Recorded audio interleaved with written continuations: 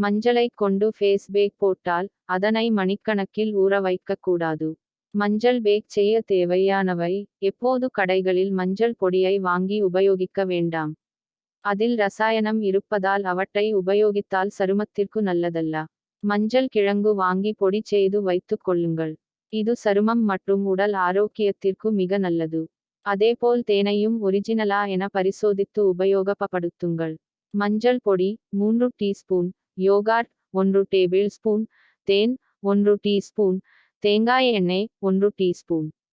முதலில் யோகார்ட்டை ஒரு சிறிய கிண்ணத்தில் எடுத்து நன்றாக கலக்கி பேஸ்ட் போல் செய்து கொள்ளுங்கள்.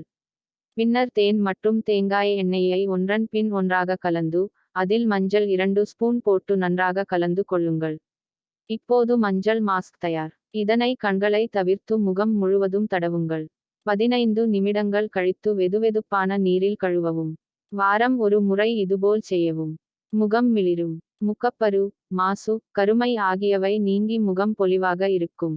முதலில் முகத்திற்கு மஞ்சளை பயன்படுத்திய பின் சோப்பை பயன்படுத்துவதை தவிர்க்க வேண்டும். இதனால் சோப்பானது கஷ்டப்பட்டு முகத்தில் போட்ட ஃபேஸ் பேக்கினால் கிடைக்கும் நன்மைகளை கெடுத்துவிடும்.